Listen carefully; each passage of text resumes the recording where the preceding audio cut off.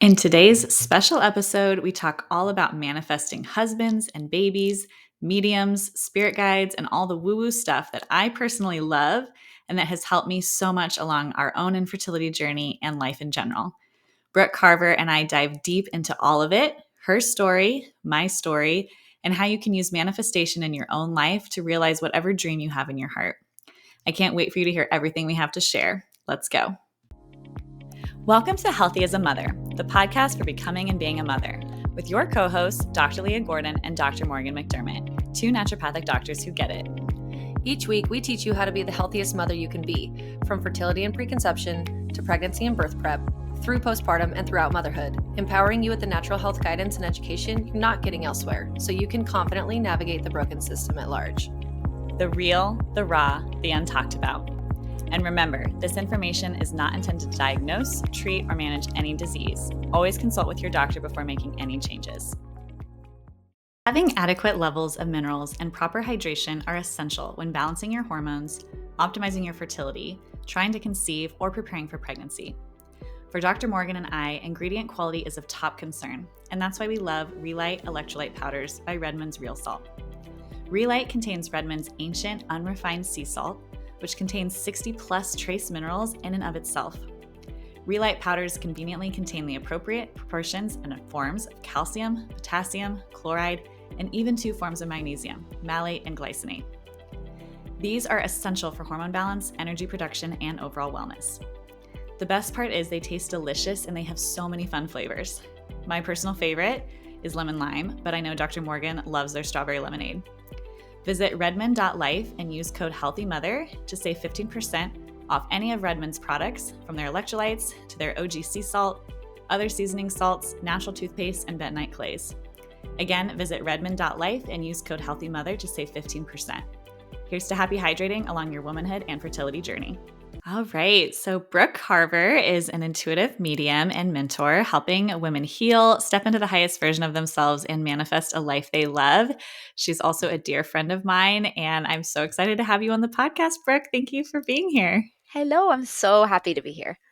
Oh my gosh. So let's just hop in. I mean, I love hearing people's story and kind of how they got to where they are, but when we say that you're a medium and you do work with manifesting, can you first kind of explain what that is for people who don't know? And then I kind of want to hear a little bit about your story as to Absolutely how you got into that space. And then we can kind of dive into how it pertains to fertility and motherhood and all of that. for sure. So, a medium basically is someone that has a connection to the spirit world and is able to communicate to either past loved ones, spirit guides, anything in the spiritual realm, in a way that most people can't. So, by way of lots of practice and, you know, lucky spiritual gifts, I've been working on it for the last couple years, and I'm able to help clients seek clarity and find, hidden blocks that potentially they didn't ever know was in their way on their path towards whatever it is they're trying to do. And bringing in mediumship and readings is kind of just like an extra bump or help or a little extra, bit of guidance that you maybe wouldn't have gotten otherwise. And it is not fortune telling. I get so many people that are like, so can you just tell me the month and day that I will conceive or meet my person or whatever? And I'm like, no. But it's more so just like you get to pick up the phone and talk to the spirit realm, who has way more information than we do, and help people get to their destinations faster by way of that. I love that. That's so amazing. Yes, you know that this is a part of the world and my belief system and how I've moved through the world that has helped me so much. And I have, weirdly, a lot of very intuitive medium-like people in my circle, in my family, in my friend groups. And so it's definitely around me and in my orbit all the time. I would say I'm intuitive. I'm not a medium, though. I definitely don't feel like I connect with, people on the other side, but we all have different levels of intuitiveness. And, whether you believe this or not, we're going to speak as if it's true for us. If this doesn't resonate with you, whatever, you can move through it or listen to the podcast with an open mind. But I believe that there are things all around us constantly that we cannot see in the 3D world. And when someone passes, they're not just dead Gone. and nothing is there. And I believe that there's souls before babies come in, that are out there in the world that have maybe been in past lives and all sorts of things. So there's just a lot to unpack with all of this, but it kind of ties into, there's different levels of energy and frequency, and there's just a lot more happening around us, I think, than people realize, especially in the physical space. So can you speak a little bit to about what manifesting is and what that means when you say manifesting? Because we're going to be talking about that today.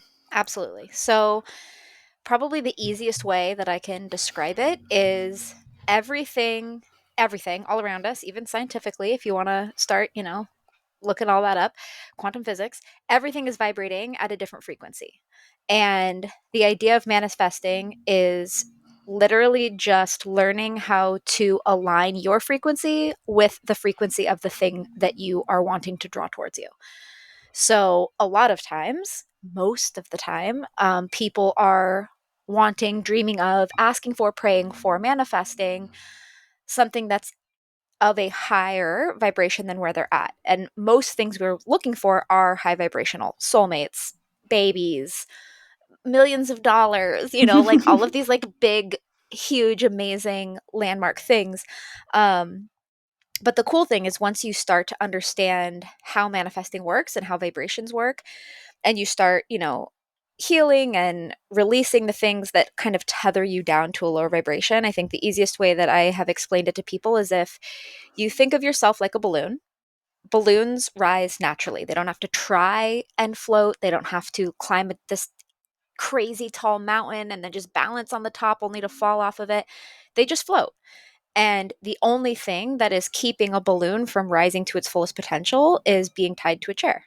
Mm-hmm. So if you think about, subconscious beliefs that are programmed into us since we were little kids, traumas that happened to us growing up, hard experiences, life lessons, any of it, all of those things impact us and our ability to float. And so think of, any hard thing a traumatic breakup, an abusive ex-boyfriend, a hard home life, a miscarriage, whatever it is, those are all little weights that are tied onto your little string of your balloon, and they're just keeping you down and making it harder. And I feel like people get into their mind that raising your vibration or manifesting is something you have to like really try hard to do. And really what you have to try hard to do is cut the things that are holding you back. The rising is natural. That just happens us by nature. Little babies are born and they're high vibe by nature. They're just Mm-hmm. that. It's the world and everything around us that kind of makes us sink back down. So, the easiest way you can think about it is you're a balloon,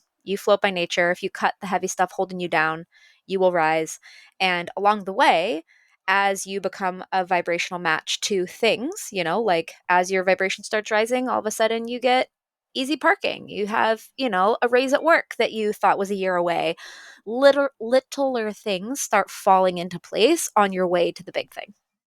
I love that. That's such a great analogy. I love analogies. Anyone who listens to my stuff We knows have I that in love that. common. Yeah, it's the best. I'm like, oh, I love it. This is such a good, I can just picture it. I had one of my top manifestation coaches. Her name is Mary Morrissey, and she's the sweetest. She's like my little grandma soul, like mentor lady. And I first learned about manifesting from Louise Hay probably back in 2012, 2013, and got introduced into that world of like Les Brown and The Secret. Actually, I learned about The Secret when I was in high school. My boss, actually, The Secret, for anyone who doesn't know, is a movie that was put out by Bob Proctor, is who made it, and he kind of introduced people to one part of the world of manifesting and calling in what you want. And when I used to work at a spinal rehabilitation clinic when I was in high school from 8th grade until I went to college. And it was required by our boss to watch The Secret every week. I love that. Every week.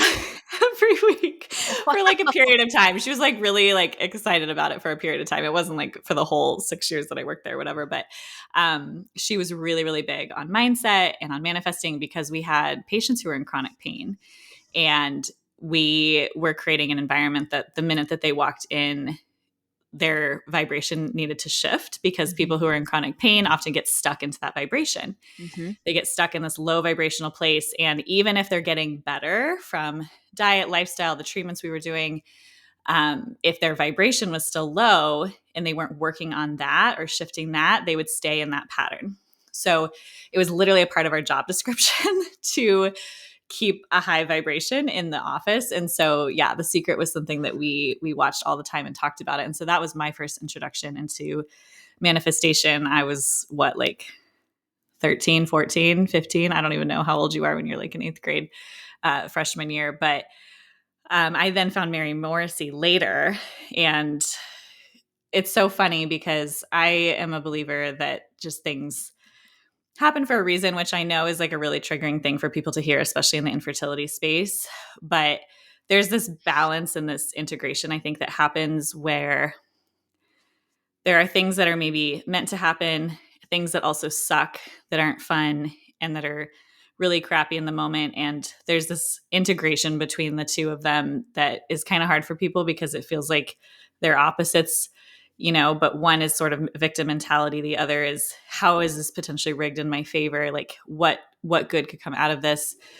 But we were deep in our infertility journey, and I had signed up for this other random like business conference, and I didn't know anything about this woman. I didn't know anything about this conference at all. Like, I'm not even kidding you guys. I didn't know anything.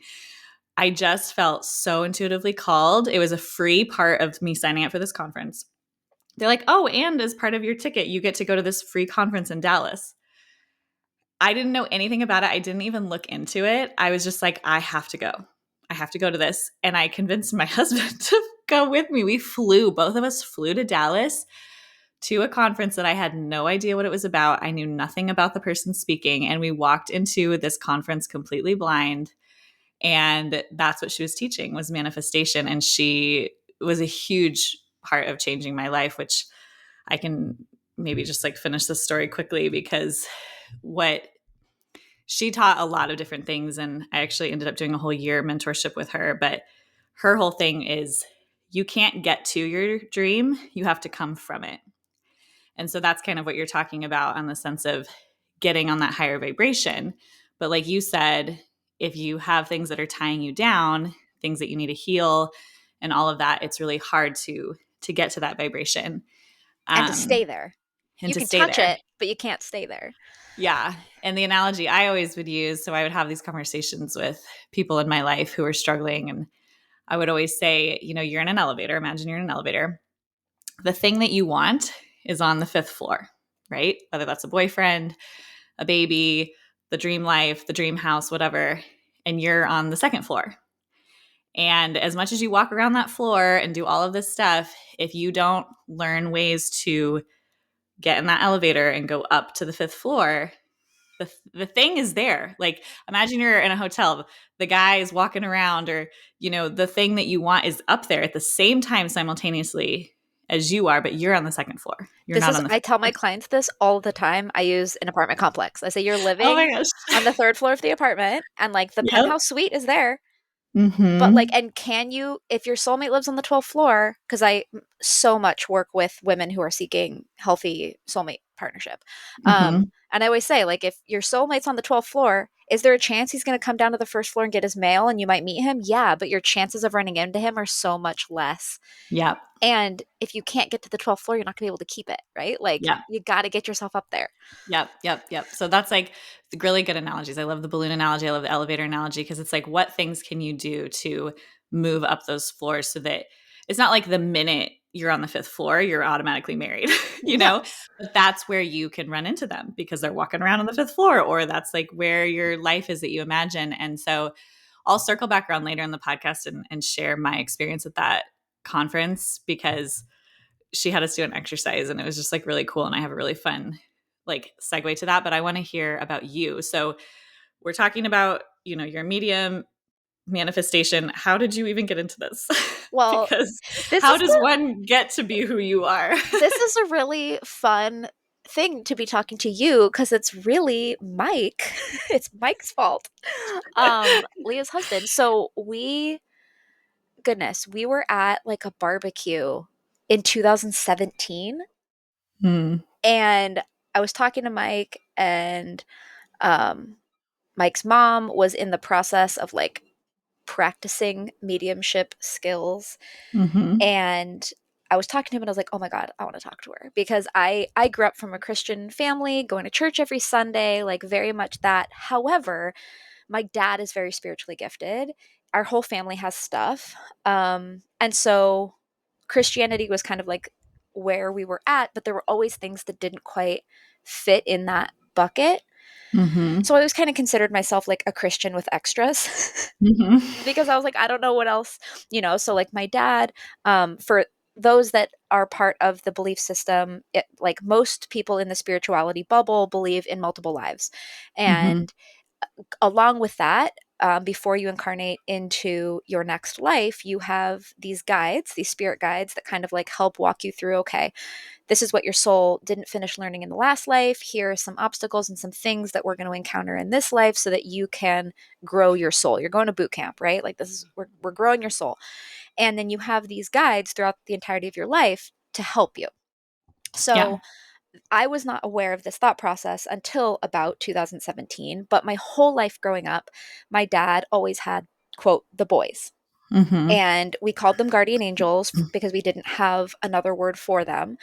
But they're his guides, and I mean, our family as a whole has some near death experiences that make no sense. Science can't figure it out. Logic can't. There is no. You can't logic your way through it. It is nothing short of miraculous scenarios that kept us alive as a family Mm-hmm. multiple times. And my dad always was like, it was the boys. Like they saved us. They help, whatever. So I grew up with this idea of, spiritual beings watching over you, I guess. Mm-hmm. And so when I started talking to Mike at this barbecue and he started talking about spirit guides, I was like, oh my God, that's the boys. Like, I know what these are. Mm-hmm. I just didn't know what they were. And we started talking, and he talked about, my mom's been doing this and whatever. And I was like, well, I want to talk to her. And he was like, well, she's not seeing people, like, she's not ready. And I was like, okay, well, when she is, like, let me know. And then it was I mean, this was 2017, and I got a text from Mike out of the blue in 2020. So like many years later, and good old Mike just texted me, she's ready, period, Oh my and her gosh. phone number. That was it. I And I love that. immediately knew exactly what he was talking about. I was in the pinnacle of a 3.5 year abusive relationship. I had been married previously, divorced in 2017. I did not do what all of my healed friends advised. Did not take the time to heal. I did not take time off of dating. I decided to pacify my sadness and jump straight into online dating. And because I was highly insecure, feeling like, I'm about to turn 30 and I'm divorcing, all my friends are having babies and I'm starting over, I felt like Mm-hmm. washed up goods. And so I was dating from that vibration. And, Mm-hmm. You were on the like the basement floor. I was in the basement, I was below the basement, I was like literally Yeah. in the sewer. And so all of the people I encountered online dating were the Peter In the Pans, the sewer. Yep. Playboys, the F boys, whatever. And so I, of course, attracted in a covert narcissist who treated me like absolute trash. And so I was 3.5 years into this abusive relationship and was finally starting to see through the fog and understanding that I needed to get out, and that I really felt deep down in my core that there was a better life for me. I just loved him and wanted him to magically wake up and decide to be a good person, Mm-hmm. and couldn't see my way out of it. And Mike texted me in this moment, and I had a trip with him planned, my ex, a trip with him planned to Mexico, and I planned a session with Mike's mom, um, like 2 days before we were supposed to leave, and I was Mm-hmm. like, "This session's gonna ruin my life." I was like, Oh my I just knew gosh. it. I just knew she was gonna like burst me wide open. And her and I had never met. I didn't know her from anything. At that time, I hadn't really started even being honest about how bad my relationship was. So even my close Mhm. friends, like, it's not like you could have given her a call and been like, "Psst, this guy's Yeah. terrible." Like, nobody Right. knew yet. Right. And you didn't like him, but nobody knew that he was like all out abusive. And Right. so, get in there, get into the session. And the first thing, she looks at me and she goes, "So you're in an abusive relationship?" And I was like, "Yeah." And she Oh goes, my "And he was gosh. abused as a kid." And I was like, "Uh-huh." And she goes on to Oh, just it tell gives me me chills. everything. Well, this is where my whole spiritual awakening like burst wide open. So the only other like woo woo spiritual anything I had ever done was while I was still married. My ex-husband went to Bastyr with Leah and Morgan, and this is how I know all of these girls. My like greatest gift in all of my whole life is all of the women that I met throughout that period of my life. And during the time that he was in school, I had some severe anxiety surrounding health. And I constantly felt like I was dying all the time. And I knew it was crazy, but I couldn't get myself out of it mentally. And it was just like this crazy low. And I, in a like fit of panic, hired a hypnotherapist and was like, well, maybe she can heal me. Maybe she can fix it. Mhm. And in that hypnotherapy session, which had to have been like 2015, 2016, um, she ended up doing a past life regression, and I didn't even know that was a thing back then. Like, I didn't know anything. Mhm. And she was like, back in Roman times, you made a decision that you thought was going to save the people around you, and it ended up killing them all. And you carry that guilt and Mhm. that anxiety with you from then. Like, that's like a generational like scar trauma that's in your soul, basically. Like, that needs Yeah. to get healed. And so that was that. And that had been, 6 years ago. Well, now I'm in this session with my abusive, like with Mike's mom, doing the whole thing. And I was like, okay, I want to know about my guides. Like, tell me who they are. I want to know, like, I want boys. Like, my dad has the boys. I want to know who Mhm. mine are. I want to know. Mhm. And so she's like, well, you have one who's like far away and he's just kind of watching you from behind. And your grandma's always on your left hand side. And I'm like, well, that, of course she is. Like, yes. And then she said, you have this other one. And she gets really quiet and she goes, he loves you. And as soon as she said Mm. it, my whole body, like, it felt like my chest burst wide open. I got full body chills. And she looked at me and she goes, he was a soulmate of yours in a past life. And you guys have been each other's guide in every life since. Wow. And his entire mission for you in this life is for you to find your person. That's all he cares about, is for you to find true love and be happy and all these things. And I could feel like I was literally sobbing and like just met this woman and I'm just like sobbing. And so I was like, okay, well, when was the last time we lived a life together? Like, we were soulmates in a life together. When was it? She gets really quiet and then she looks at me and she goes, Roman times. And I was like, Oh my what? gosh, And she that gives me goes, chills. you made a decision and he died and you felt guilty about it. And I was like, what? Oh Like, my god, your there mind is was blown. there's a 0% chance that she would have like, there is no way that anybody would just magically say the exact same thing. There's just no way. I was Yeah. absolutely like floored, mind blown, couldn't. And so she went on to basically say, hey, you have a soulmate in this life, and but you have free will. And I think that's kind of like some like one of the most empowering things to me was, some people are like, oh, so you're saying I put myself in this position? And people get defensive, as where I looked at it like, so you're saying I put myself here, which means I can get out of here. Like, Yeah. I can fix this. And so she was like, you can stay with your abusive boyfriend forever. Like, Mhm. it looks like you were trying to learn this lesson in the last life and you didn't. So you can just keep on keeping on, but you're going to get it over and over again. Yeah. Like, until you learn it, you're going to keep getting it. And so Mhm. she told me that my person felt like Matthew McConaughey in How to Lose a Guy in 10 Days when he brings Kate Hudson home to meet the family and falls in love with her. That was like the vibe.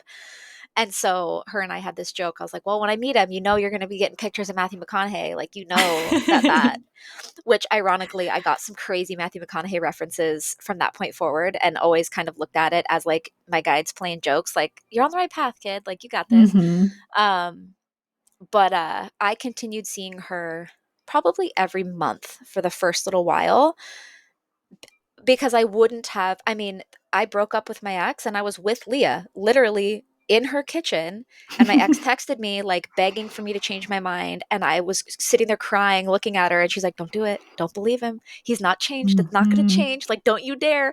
And I literally had to draft the text with Leah and send it together because I didn't have the strength to stay away. You're under a spell, you can't. And so I, leaned on all of my people, and it wasn't until probably 6 months later that she was like, you do this, right? And I was like, what do you mean? And she goes, you do this, you're a medium. And I was like, no, I'm not. And she's like, yes, you are. Like XYZ happens. And I'm like, well, yeah. And she's like, that's doing it. And I'm like, no, it's not. And she's like, yes, it is. Like, it's the same. And I think what I didn't realize is just because your spiritual gifts don't look like someone else's doesn't mean you don't have them. Right. So like even Leah, you're like, well, I'm not a medium. Well, are we sure? Like you're highly intuitive. Your manifesting skills I am very intuitive. Your manifesting skills are on point. But the coolest thing I've learned from the more spiritual people I've come into contact with since is everybody, it's literally like X-Men or like any superhero movie, right? Like everyone's got a different power, and everybody is like, oh man, you can fly. Like all I can do is read minds. Like everybody's got something different.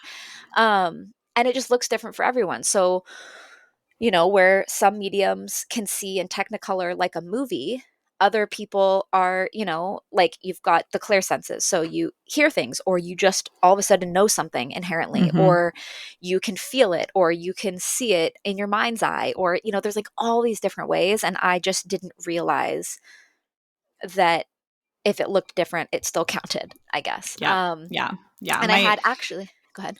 Oh, I was just going to say, my sister's also very intuitive. It's so funny that Mike's mom, super crazy talented, my sister also. And so, that's why I guess I say I'm not a medium, because she'll like literally get messages from like someone's, dead brother in the sauna. That happened once at the gym, and she's like, I don't even know what to do with this. She learns now how to like block it out.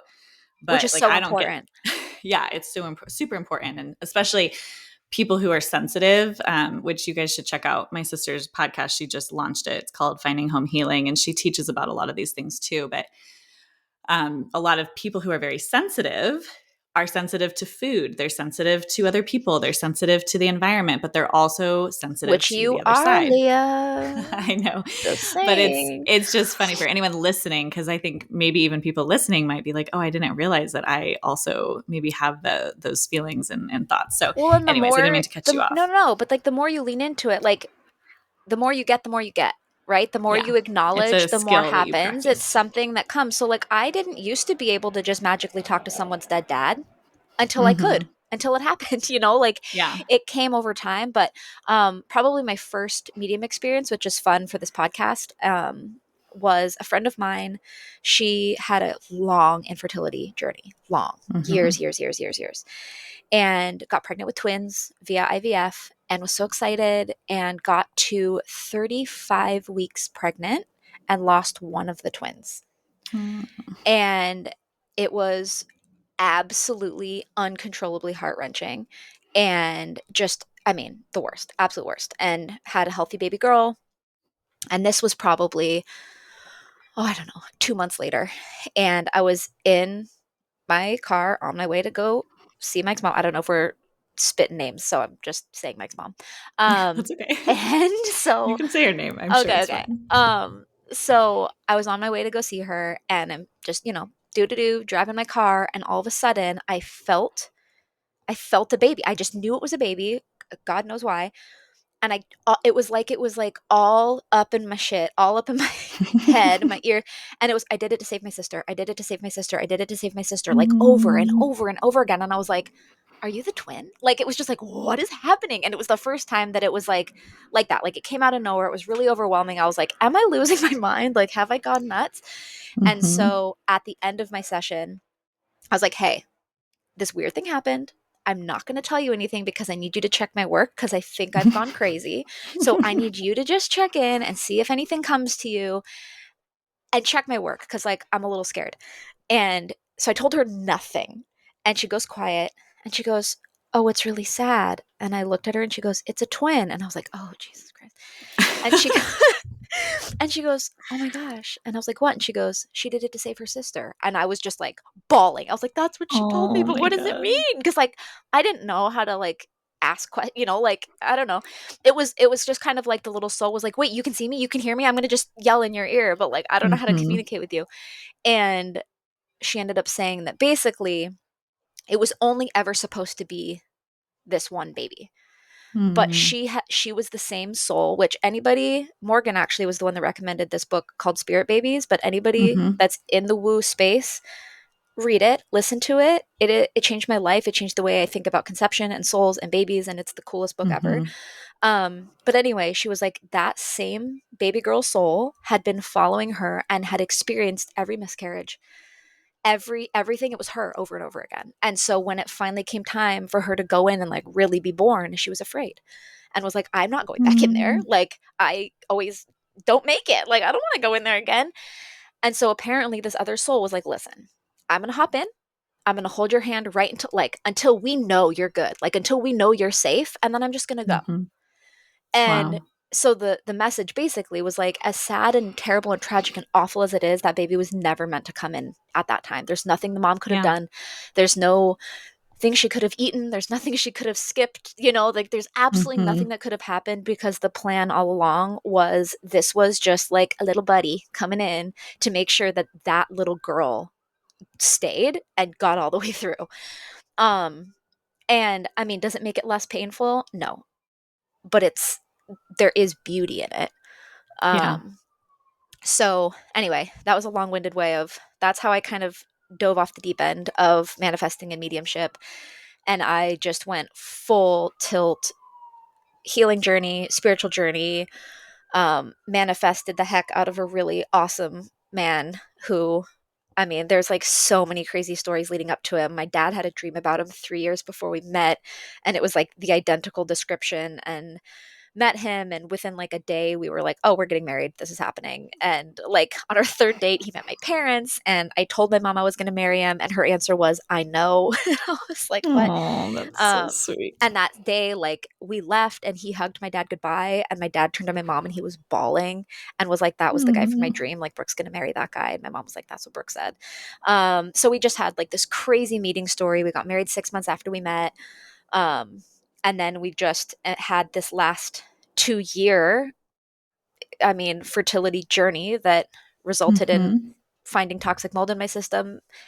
I say thanks to Leah, genuinely thanks to Leah, because I could have brought a baby into a very toxic home, Yeah. and in a toxic body. And so that took about a year, and then had a miscarriage just about a year ago right now.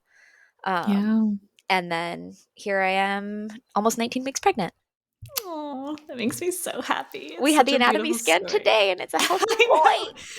I'm so excited. We're gonna have boys I together. know. I'm so excited. Oh my gosh. It's so it's such a beautiful story. And I think sharing stories like this, these I don't even want to call them success because success doesn't feel like the right word, but just happy ending stories, especially when you come from a hard place, Mhm. I think gives people a lot of hope that no matter where you are on your journey, whether it's navigating relationships or hardships or, trying to conceive or all of these things, that there's hope.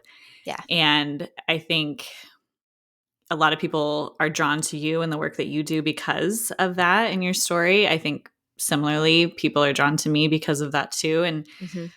I think it's important for us to talk about the nuances because I see in the infertility space, especially, and in the miscarriage and loss space, and all of these spaces where women are trying to become mothers. And, one of the probably most triggering things that people talk about is when people say, "Oh, well, it just wasn't meant to happen." Like, Mhm. you had that miscarriage. Oh, it's fine. Like, you just weren't meant to have that baby. And, You're like, "Screw you, this is lady." just, I know this is just part of, the process. And it's tricky because there's so much truth in a lot of the things that people say. It's just, it can be really hurtful when you're in that space of really struggling. Mhm. And that's something I just feel like along my journey, I've always had to hold two different ideas at the same time. Like I mentioned, two hands that feel opposite, but they're For me, I have found that the answer is an integration of the two of them. Mm-hmm. Let's take a quick break to hear a word from our sponsors. Did you know that 97% of women in the US take a prenatal supplement, yet 95% plus are still deficient in key nutrients? My favorite prenatal is from a company called Needed because they dose nutrients at levels to not just meet the bare minimum as most prenatals do. They actually use form of nutrients and dosages that allow mama and baby to thrive. Needed actually approached me years ago and asked me if I could help them design the perfect prenatal because they knew that the current prenatals available were not actually helping women. We spent over 3 years diving into the research and understanding what practitioners are seeing and what women actually need at this important season before we formulated this amazingly supportive option. It's no wonder over 4,000 practitioners now recommend Needed, something I am very proud of.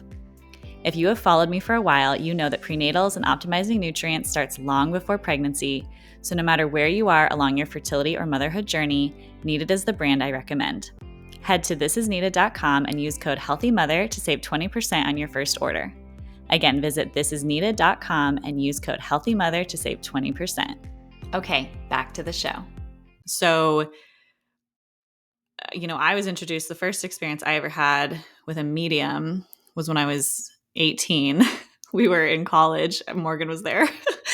Dr. Morgan.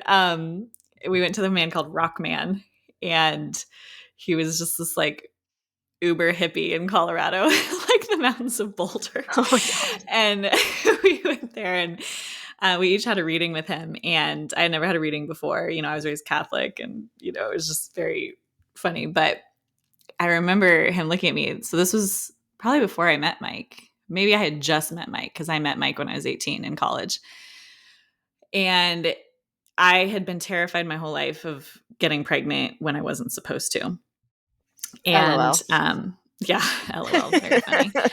And I didn't like have sex early in my life or anything actually, but it was always on my mind, like I don't want to get pregnant. And then when I met Mike, I was like terrified. I got on birth control right away. But this guy looked at me, in the reading, and he's like, I see a baby boy. And it was like so beautiful because he's like, he has been waiting for so long to be your child, your son, and he will wait forever. Like he's just there, but he is ready. He is there. He is ready. And I remember Rockman said, get on birth control because if you're not ready to have a child, you need to prevent because this baby is like ready to come into the world. And so I was like, oh my God, like here I am. I'm 18. I still have to go through college. I want to be a doctor. I have that whole thing to get through. And here I'm being told there's this baby that is like ready to come into the world. And so, I moved forward for years just having this thought that, oh my gosh, there's this baby coming in.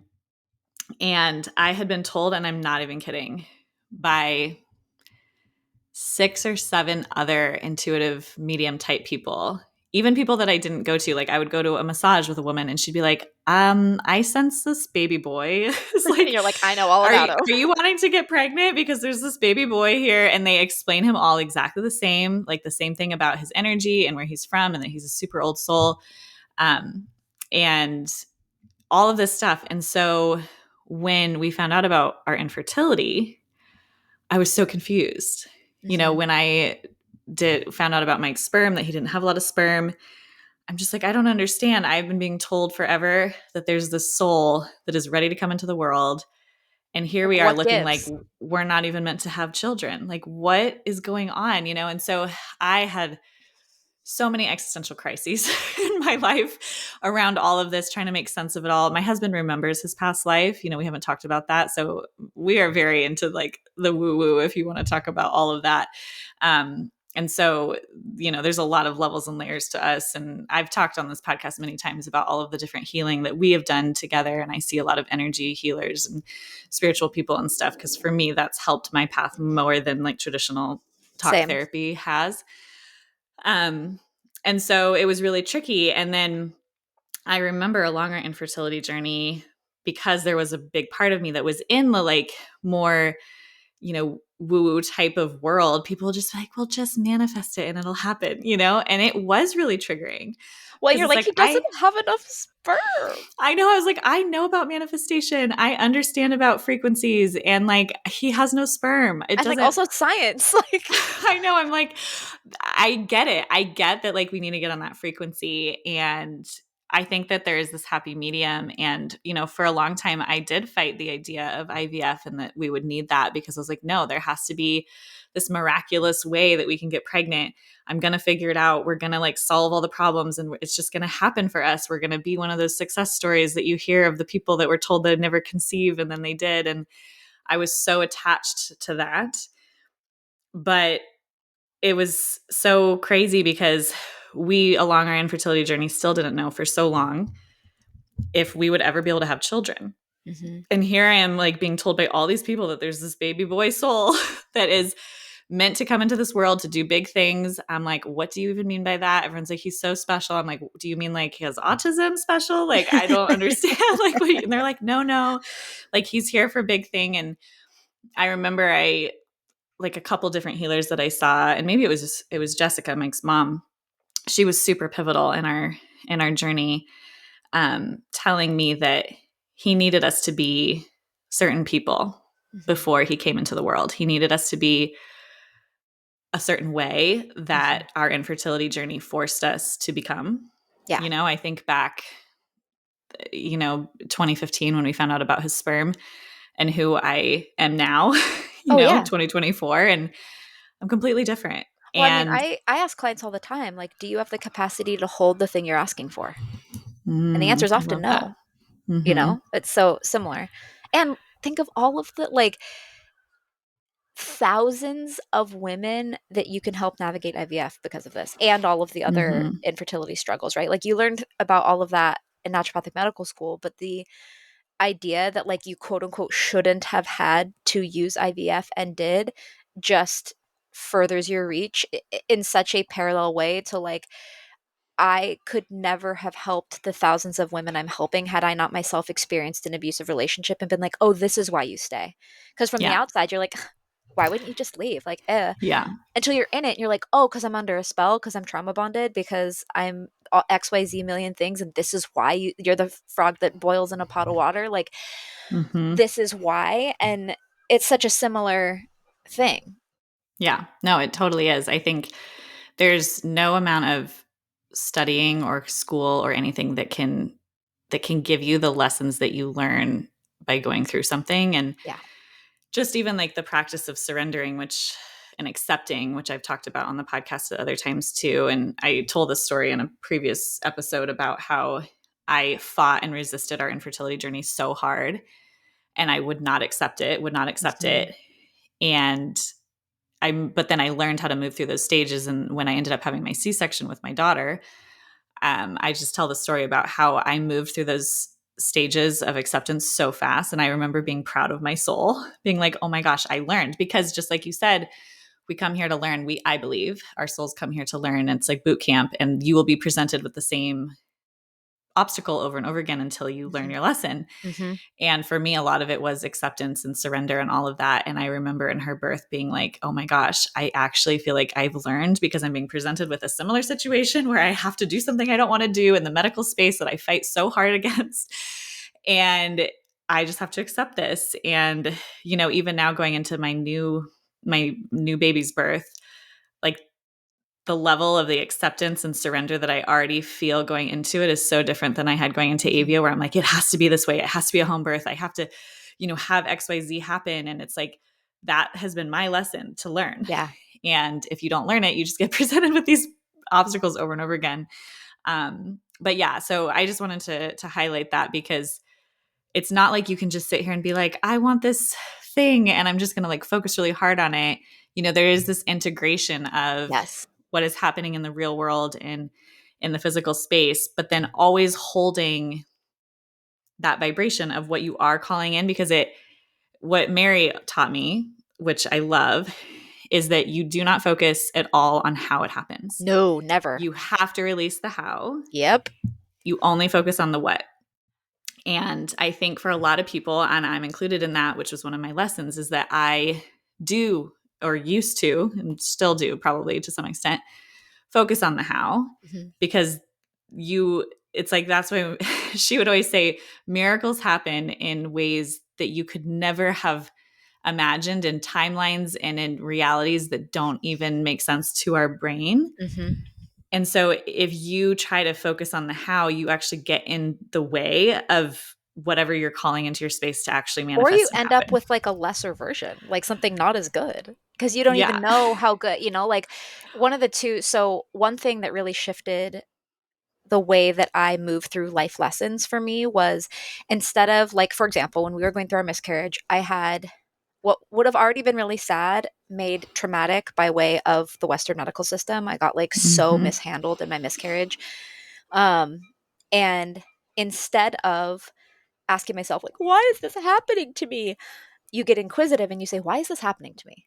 Mm-hmm. And like that subtle shift and ability to be like, okay, but why actually? Like, what lesson am I being called to learn here so that I don't have to repeat it again? I would love Mm-hmm. to do it once. And for me, it was like, okay, clearly I didn't know. I mean, again, some of my very closest people are Dr. Morgan, Dr. Leah, women from Bastyr. I am well versed in the crunch. And when I first got pregnant, Morgan was like, so home birth on the boat. I live on a boat. And Morgan was like, Yeah. home birth on the boat. And I was like, oh, get out of here. Absolutely not. I'm not home birthing a baby on a boat. Like, get out of town. And so I was like, I can totally just like go to the normal hospital and have like a normal, like unmedicated birth and like, I'll be fine. I'm not going to get forced into anything. And my miscarriage really taught me, like, once you're on the Ferris wheel of forced interventions, it doesn't stop. You can't stop it. Once you get on the wagon, you're on the wagon. And so, in that really traumatic experience and the things I was forced to do largely against my will that ended up being lies anyway, I was like, you know what, this was a gift, because I could have gotten all the way through a pregnancy and gone to go in and have a birth and gotten forced into all of these things during labor and delivery that I wasn't expecting. And I am Mm-hmm. now given the gift in this pregnancy to choose a different path for myself in where I give birth, who my OB is, what their mentality and philosophies are surrounding birth. And like, I am going to give birth in a hospital, but my OB is someone who specializes in unmedicated birth, and his Mm-hmm. second hand is a midwife. And like, she told me at our last appointment, she's like, I'll deliver your baby in the shower. And then she looked at my husband and she goes, or you can catch it. Like, it just, like, such a different mentality. And it's like, I wouldn't have the opportunity to have that experience had I not had this previous experience. And had we not found the mold, I could have been bringing a baby into this world that had issues from the start, could have been given serious health issues from its living space, and I would have never been able to, get rid of that guilt. And so while it was happening, all of it felt terrible. Mm-hmm. And if, I'm 36, I'll be 37 when I give birth. So I'm older, and there was a lot of times that I felt like I was just, time was up. It wasn't going to happen. And so while you're moving through, while I was having the miscarriage, it was like, why is this happening? Like, what the hell? Like, I did all the things. I Mm-hmm. manifested. I got rid of the mold. I did everything I was supposed to do. I'm healthy. I'm detoxed. I'm everything. And so kind of recentering and being like, okay, no, but why? Like, why? Where Mm-hmm. is the lesson and how can I learn it? Was so helpful. But then kind of speaking to your, letting go of the how you have to have a balance between, like, we're living in a 3D world where like we can't just like vibe our way to anything that we want all the time.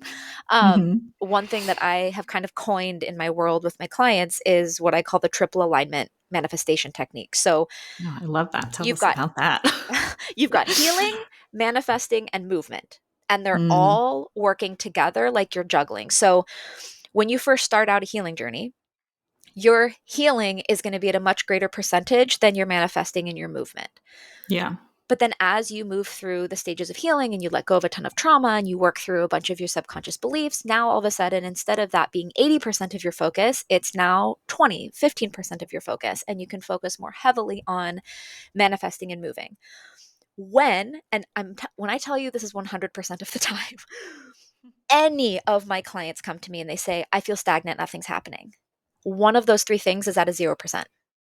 Mm-hmm. One of them. So you can be manifesting your little butt off and healing your little butt off, but sitting on the couch expecting the skies to open up and everything to be placed on your lap.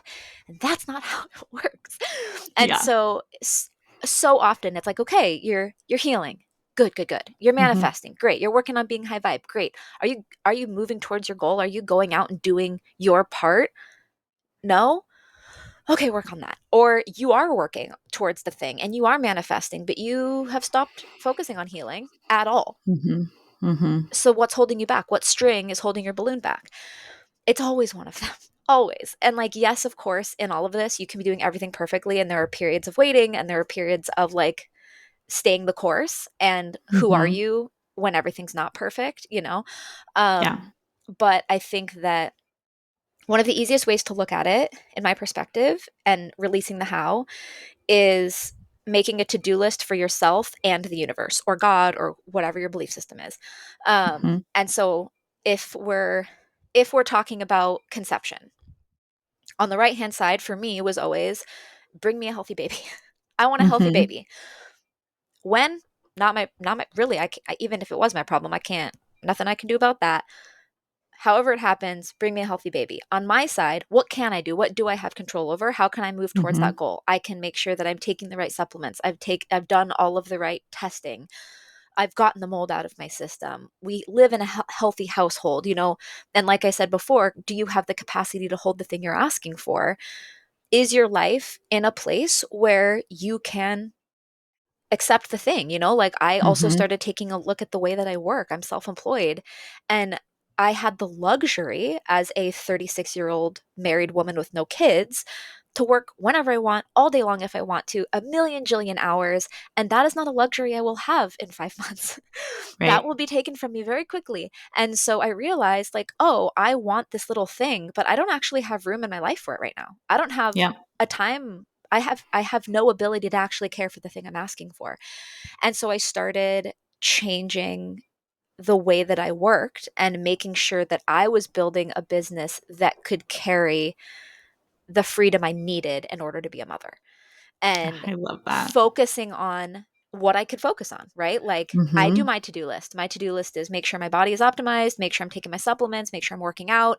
You know, you told me, you're like, Brooke, it's so good that you're going to the gym every day. That's so nice. I love that for you. But like, what are you doing lifting such heavy weights? Like, get into your feminine, my dude. Like, what are you Yeah. doing? Like, do some yoga Stop for the love of exercising. everything. Yeah. You're like, chill. And Yeah. so I did have to like, okay, I'm going to work out 3 days a week, a little bit less intensely. I'm going to work on moving. I'm going to get 10,000 steps a day instead and like sink into my feminine, gain a couple pounds that I hated to look at Uh-huh. I know. I because was like, you gotta issues. You're gain like, some weight, girl. like look like a woman, my dude. Femininity loves curves. And hey, if it didn't work, right? Like, Mm-hmm. fertility formula success story over here. Like, I mean, we got pregnant on our first try when I miscarried.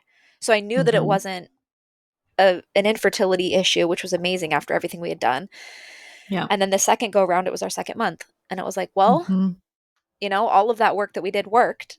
It was Yep. just a matter of timing and lessons and making sure that clearly this baby had a way it wanted to come in and it wasn't under the bright lights of Sharp Mary Birch, plug her in, hook her up, cut everything immediately, just stick it up, like Yeah. it needed to be a calmer, more natural pace for this little guy. Yeah. So, Oh, I love that. Yeah. I love the way you teach that and how all three of those things are so important. The healing is huge, releasing the things that tie the balloon down, the manifesting, which is calling in, moving on that vibration, knowing what it is that you're even, wanting. mhm. And then the movement, which is the part that you actually have to do the work, because I think some people have a hard time because it's like, yeah, you don't just sit on your couch and be like, I want a baby. The end. It's like, Well, and no, but you people still have to want be the doing easy things. button, Mm-hmm. which is like maybe my trigger these days. It's my soapbox, but like it's like give me the diet tea so I don't have to work out. No, no. Like, Yeah, no, you have to do the like work. you have to do the work to get to the Yeah. thing. And I think that so many people are like, but healing sounds scary. Yeah, it sure does. Mm-hmm. It Yeah, and it sucks. is. It is. And like detoxing off of mold. I mean, I remember when we found out and you're like, I'm so sorry. And I'm like, why? If I I didn't know. I know, it would hate have when I been. find mold in a patient. I'm like, I'm sorry, this sucks. Oh, and it was. I mean, we went $50,000 into debt remediating. Like it was a I brutal know. time. However, it saved our lives. Yeah, and your child, because there are a lot of repercussions that can come from a child being Yes. raised in a moldy environment. We see that in neurodevelopmental issues. It's actually why I think there's so many neurodevelopmental issues in kiddos in California in particular, because, Yeah. the autism rates in California are even higher than any other state. And, people are just like, why? What's going on? Like, people in California are so healthy. And I'm like, there is mold everywhere. But I mean, there's mold in lots of different places. So that's a whole other thing. We have a whole episode on mold. I interviewed Dr. Leslie, Oh, Leslie. yes. Yes. About that. But yeah, I think that's so beautiful. Your story is so beautiful. And, I'll, we can say a few more things, but I want to wrap up because I want to share my story too of this Mary Morrissey conference, because that's, I think, one of the biggest things that we have a hard time, that I have a hard time with. Obviously it's my path, not everybody's path, but of releasing the how, because it does wig us out, because we're just like, what do you mean? And it's like, yes, you have to take the steps, you have to do the work, you have to focus on this manifestation, but you don't get to control the how it happens, and like the timeline, and holding so tightly. But what you want to do with manifestation is imagine that frequency, like that thing that you want. And when I went to Mary Morrissey, she had this exercise for us where we write out our dream life. Mm-hmm. This was like 3 or 4 years in the future. And she's like, don't worry at all about where you are now. None of that matters. Just exactly what would bring you joy. So we wrote down our longings and our discontents. That's what she calls them. So what are you longing for? And what are you discontented about in your life, in 4 different categories, which was your health, your time and money freedom, your vocation, which is how you spend your time and talents, because not everybody who spends their time is to make money, and then your relationships. And we wrote it all down or whatever, and we like imagined this dream life. And at this time, this was 2019. So we were 4 years into our infertility journey. We still didn't think at all that we would have children because of Mike's diagnosis. We were trying all the things. It wasn't working. It had been 4 years. We were living in California in a rental, like, kind of barely making it. And I was full-time in practicing patients, completely burned out and exhausted. And I had this dream life, and it like gives me chills, because more than anything, I wanted a baby in a home. Mm-hmm. And it felt impossible. Like, it literally felt impossible at the time. But they're like, don't worry about your current circumstances. Don't worry about any of that. Like, what is on your heart? What is your dream? And I really connected to that. And this is an exercise that I always recommend people do. And she teaches something called timeline, which I did with you. Yep. I remember. Never forget it. Right before we sent that text message. I know. It's the best. It's the best. And I'm going to do it for my birth. The birth for my baby actually coming up. I'm going to write it all out for the blessing way. But basically, I like had this dream life, and I remember I could like taste it. It was so clear, because she says, write it as vividly as possible. Like you're describing a movie, like it's so clear. And I saw this house. I knew exactly the layout. I knew the kitchen was on the left. There was a living room, like a big open concept with a backyard, with the glass doors. And like around that corner, there was a fireplace. And around that corner was a master bedroom. Upstairs, there were bedrooms. I could see it so clearly. I could have painted it for You you. even I told me knew. there was like a water feature. I remember Yeah. you saying there's a water feature outside, which there is. Like, what? Oh my God. So it's just like, I knew this house. I was like this, and it was huge. This big, beautiful house. I'm like, I don't even think there are houses like this in California. At the time we were like thick in California. My husband worked in biotech, so anyways, so I'm like I'm thinking of this house, and in my vision, in my dream, I'm walking out of my master bedroom into the living room, pregnant. Mm-hmm. And there's a toddler in the living room. So I'm pregnant with a second baby. There's a toddler in the living room. We're in this big, beautiful house, and I'm working very differently. Like, I'm in this dream. I'm not like commuting to this office that I was commuting to 45 minutes every day. And I was working from home. There was like a little hut in the backyard that I like saw people, and I did stuff online. Like, I didn't know any of this wasn't happening for me in 2019, but this was like my dream when I imagined it. And it was so clear. It was the vibration, right? It was like I had gotten a window into the 5th floor or the penthouse. And I was like, this feels so real and amazing. But like, when I looked back at where I was like, it feels impossible, right? How could we possibly get to this place. I mean, what is Mike going to like win the lottery? Is that how we're going to have this house that I'm imagining? How are we going to have children? Well, because in California, that house would be like $6 million. Yeah, literally, it would literally be $6 million. Yeah, not a joke. I know, because I looked,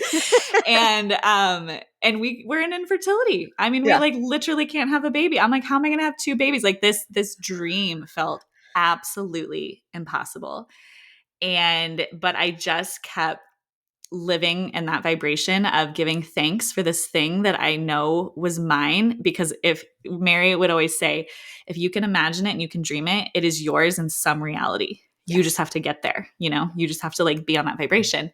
So I'm like, this desire wouldn't be placed in my heart if it wasn't possible. And I believed that. You're giving your dreams for a reason. Yeah, you're giving your dreams for a reason, and this very specific one. And so I just kept holding on to that, right? And this was 2019. Anyways, because so this was like a 3-year like vision, whatever. I like had this experience the other day. You guys, I'm literally pregnant with my second child with a toddler in the living room in the dream house of my dreams. The kitchen's on the left. There's a big backyard, glass things with the water feature, fireplace. Behind the fireplace is the master bedroom. Like the house I am living in right now is the house for my dreams. Yep. And if you would have asked me in 2019 how this was going to happen, I would have had no idea. I didn't think we were doing IVF at that point. I never thought we'd move to Idaho. I'm like it would have blown my mind. My husband worked in biotech. He's like, I can't ever leave California. Biotech is only in California. We can never live anywhere else. I'm like, okay. Like, it's just so crazy how the world will rearrange to make things happen. Did it mean that I just sat on a couch and magically got pregnant? No. We had to move through IVF. We had to do all of these things. We had to do the healing and make these decisions. And certain things in our life had to fall into place for us to even have the idea, like, maybe we should leave California. Mm-hmm. Maybe we should do these things. And just even the way that we got this house was just wild, because when you keep living on that frequency, at that vibration, the world rearranges itself to make it happen. But you don't know when or how. And, we didn't move here till last year, but it was 2019 when I did that session or that vision with her. It was 2023 that I moved here. It's now 2024. So 5 years later, mm-hmm. I am now literally living in that vision. And it blows my mind. It blows my mind, because I'm like, wow, it actually like happened. So this is just an example, because I get it where it's triggering when people are like, you can't just manifest and like have a baby. And it's like, I get that. But there's 1,000 ways. I mean, you might get there. By you, I mean not Leah, but anyone listening.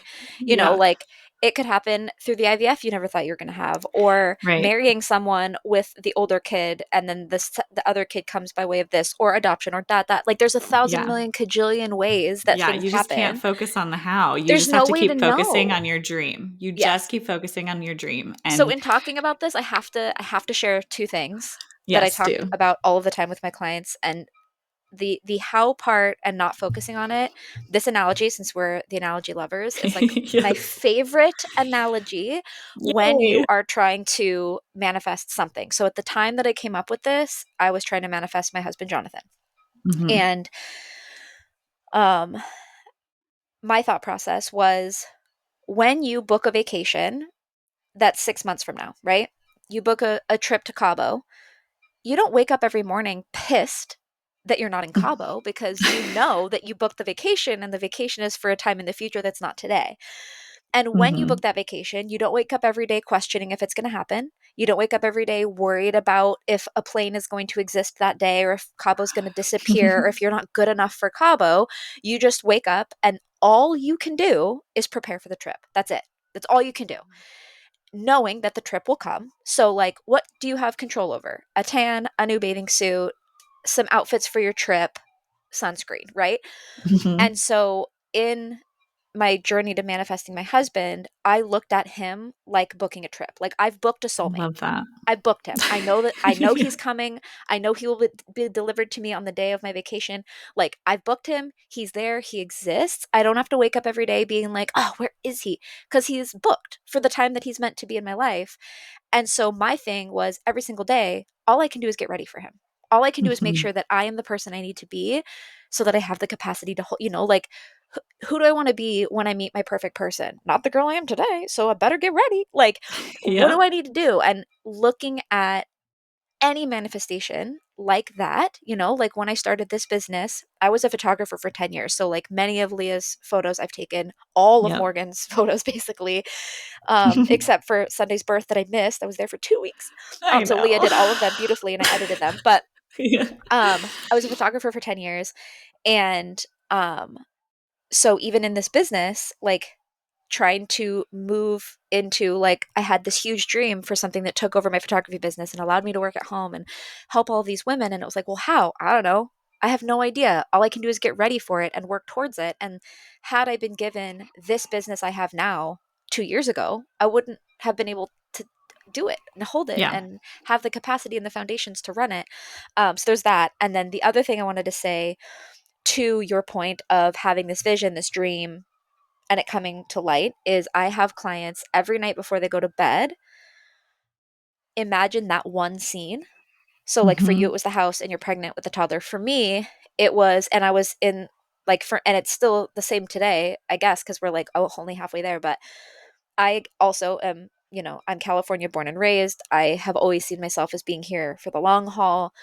And for me, every night before I go to bed, I was in, like, the first person, so, like, looking at I wasn't, like, seeing myself in the vision. I'm, like, in the Yeah. situation, and it's me on a porch swing next to my person, and I could feel him. But I never saw his face. Like, I didn't look up and see him. It's like I could feel his arm around me. But what you want to do is every single night you want to make the vision more detailed. So the first Mhm. night it's like, oh, I'm on a porch swing, and, like, there are kids playing in the backyard in front of me. And then the next night it's like, oh, there's two. And there, what's funny, ironic, it's the vision. It's always been a boy and a girl, and I'm having a boy. So, Aw. like, that's weird because I always thought, like, my brain was always like girls.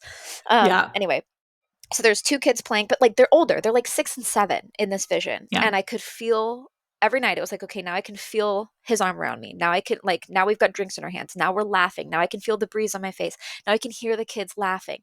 Every single night you make it more and more and more clear. But for some reason, I'm on a porch swing, which, like, those don't exist in California, on Mhm. property with, like, this big backyard. Like, none of it makes sense.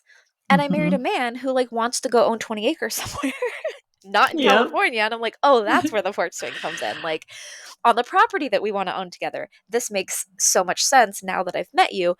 But it was never about trying to make sense of it. It was always about, like, how do you feel in that moment? Put Mhm. yourself on whatever it is, your version. You're in the kitchen and your husband comes up and squeezes you from behind, and you're making cookies at Christmas and you're pregnant. Whatever the vision is, how do you feel in that moment? Try and feel it, because Mhm. feeling it is the quickest method to get you into that vibration, right? Yep. The moment you let your brain take over and you start thinking about it too hard, you talk yourself out of it. You think, how can I own the $6 million house in California? I'm infertile. How do I Mhm. have two kids? Like, the whole Right. thing. Exactly. So, as long as you can spend time feeling it in that moment, not only are you helping yourself get to that vibration, but you're also telling your brain, like, this is a safe thing. Like, this is safe. This is no longer unfamiliar. This is a familiar thing. And it literally draws it towards you because now it's familiar. And, like, there's science behind that. Like, there's a famous rock climber who, his thing is he does first attempt free solos. So he climbs without a rope and he completes these ridiculously hard rock climbs in his first attempt. And the way he does that is by studying for months and months and months and then pretending, like, taking through his imagination himself through each step of the climb and literally, like, laying on his back like a dead bug, like, like, moving his arms exactly. And it looks ridiculous. Like, it's crazy. Yeah. But he's literally training his brain so that when he does it physically for the first time, his brain thinks, oh, we've done this a million times before. And there's, like, science Right. behind it. Like, your Yeah. brain's like, oh, we've done this. And you just do it. Mhm. And that's the thought process behind what you were doing and how I, like, it's such an easy thing to do right before bed. It gets you into, like, the perfect vibration, high place to fall asleep and, like, get into REM sleep. Yes. Um, so yeah, that's one of my very favorite things to do and is exactly that. Oh, I love that. That's so good. Yeah, I need to start doing that for my birth. I'm going to write it out tomorrow for my blessing away, which when this Yay. goes live, well, that will have already happened. I will have already given birth, but we will see how it goes. And yeah, you can do it for anything. We do Time Machine. My husband and I do Time Machine all the time. If he has like a big important meeting or whatever, I'm like, okay, let's do Time Machine. Like, and Time Machine is where you imagine this thing that you want. It can be small stuff too, like how the meeting goes or whatever, and then you pretend like you're fast forwarded through time. It's already happened, and you tell it back to the person in past tense as if it already happened, exactly as it went, exactly as you wanted it to go. And it can help put you on that vibration. And, we find it to be very helpful for lots of things. So You taught me how to do it. We did it together. Yeah. Mary taught me. This is a Mary Yeah. Morrissey thing. Well, and I kind of modified it when I couldn't do it, like, because there's not everybody has people that you're like, so we're going to do this thing real quick. It's going to be kind of weird. Like, we have that friendship, but like, not many people in the world can like be like, Right. so we're going to do this weird thing real quick. And so I started doing it with myself, Leah, using my phone. So I would pretend I'd be on a dog walk, and I'd pretend that I was like updating a friend about I my love life that. and literally talk on the empty phone. Yes, which is certifiable. Or into a voice message, if you want to like keep it. Yeah. And totally. it's You just have to get idea. there. Yeah. I love it. Oh, I love that. So great. This is such a good episode. I'm so stoked that we did it. Me too. So why don't you tell people where they can find you, where they can work with you, if people are interested? Tell us all the things. So I have a podcast called Love Her Wild. It's on every streaming platform. We talk all things manifestation and healing and how to get you to the life that you're dreaming of. I am Mrs. Happily Ever After on TikTok, and I am Love Her Wild Podcast on Instagram.